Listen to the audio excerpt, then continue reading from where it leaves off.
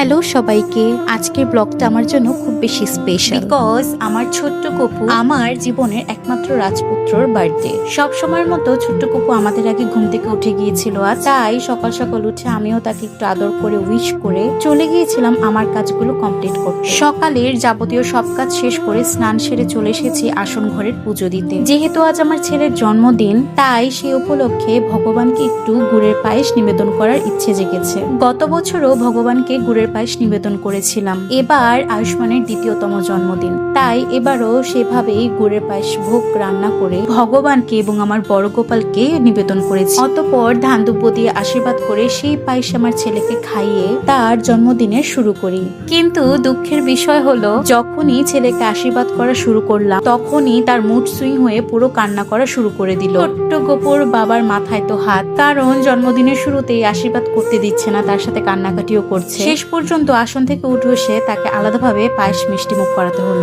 এরপর আমরা চলে গেলাম পুজো দিতে 110 বছর পুরনো দয়াময়ী কালীবাড়িতে। 100 বর্ষের পুরনো সেই মা, যেখানে আজ ছোট গোপুর জন্মদিন উপলক্ষে আমরা পুজো দিয়ে এসেছি।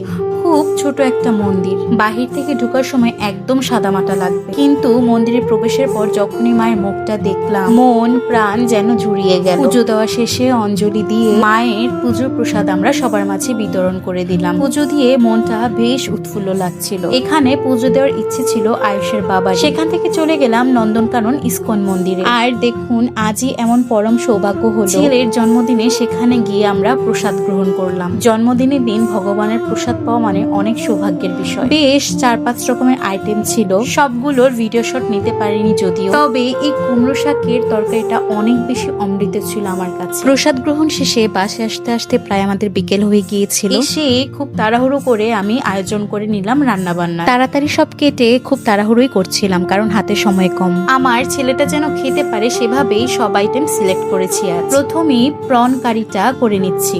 আজ ভীষণ গরমও পড়েছে, তার সাথে সাথে ছেলের যন্ত্রণা বিরক্তিও বেড়ে গিয়েছে। কি আর করা, তাকে কোলে নিয়ে রান্নাটা করছিলাম। আজকের দিনটা আমার কাছে ভীষণ স্পেশাল মনে হয় গত বছর। হ্যাঁ, হয়তো খুব বেশি জমজমাট কিছু করছি, তবে যতটুকু যাই করেছি মনে এত আনন্দ নিয়ে করেছি প্রকাশ করার মতো। এরপর আমি রোস্টের জন্য মাংসগুলো ভেজে তারপর একটা মাছের মুড়ো ভেজে নিয়েছিলাম, এন্ড দেন এই সয়া চিলিটা রান্না করেছি। অনেকেই চিলি সয়াও বলে থাকে। এই তো রান্নার মোটামুটি শেষ পর্যায়ে, এখন রোস্টটাও রান্না করে নিচ্ছি আমি। মাঝে কদিন বৃষ্টি হয়ে মোটামুটি ঠান্ডা ছিল, বাট লাস্ট 4 দিন ধরে এত পরিমাণ গরম পড়েছে বলার মতো না। রোস্ট কষা